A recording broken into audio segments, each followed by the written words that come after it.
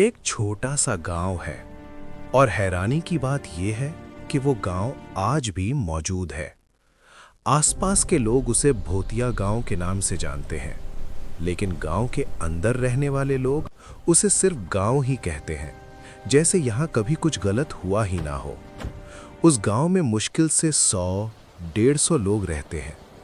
चारों तरफ घना जंगल, इतना घना कि दिन में भी रोशनी जमीन तक मुश्किल से पहुंचती है। गांव में आने जाने का सिर्फ एक ही रास्ता है, जो सीधा जंगल के बीच से गुजरता है।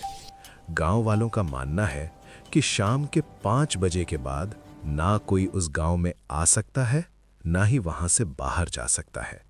जो भी कोशिश करता है वो श्रापित हो जाता है और कुछ ही दिनों में अचानक गायब हो जाता है। इसलिए जैसे ही शाम ढलती है, गांव में एक अजीब सी घबराहट फैल जाती है। बातें अधूरी रह जाती हैं, दरवाजे बंद होने लगते हैं और पूरा गांव जबरदस्ती के सन्नाटे में डूब जाता है। काफी सालों से ये श्राप शांत था, लेकिन पिछले हफ्ते रमेश गायब हो गया। कोई चीख नहीं, कोई खून नहीं, कोई जबरदस्ती नहीं, बस जैसे वो कभी था ही नहीं। अगली सुबह पूरे गांव में डर का माहौल था। लोग एक दूसरे से पूछने लगे कि कल शाम 5 बजे के बाद कोई गांव में आया था क्या। गांव छोटा होने के बावजूद घर एक दूसरे से काफी दूर थे। किसी ने कुछ देखा नहीं, किसी ने कुछ सुना नहीं। तभी मुखिया ने तुरंत बैठक बुलाई। उस बैठक में एक बच्चा, नंदू, धीमी आवाज में बोला, कल मैंने रमेश चाचा को गांव में आते हुए देखा था। सबकी नजर नंदू पर टिक गई। रमेश उस दिन बाजार सामान लेने गया था। गांव में घुसने से पहले उसने जंगल के रास्ते पर रुककर अपनी घड़ी देखी। 4:35। उसने हिसाब लगाया, गांव का रास्ता मुश्किल से 2 किलोमीटर है। 25 मिनट काफी थे। वो आराम से चल रहा था। लेकिन जब रमेश घर पहुंचा और दीवार पर लटकी पुरानी घड़ी की तरफ देखा, तो वक्त था 5:35। रमेश के होश उड़ गए। उसने घबराकर जेब से अपनी घड़ी निकाली, लेकिन वो अब भी 4:35 पर ही बंद थी। उस रात रमेश सो नहीं पाया। जंगल की तरफ से अजीब सी आवाजें आ रही थी, जैसे कोई जमीन पर कुछ घसीट रहा हो। अगली सुबह मुखिया ने कहा, श्राप की शुरुआत हो चुकी है, सब लोग चौकन्ने हो जाओ। बैठक खत्म हुई, सब अपने अपने घर लौट गए।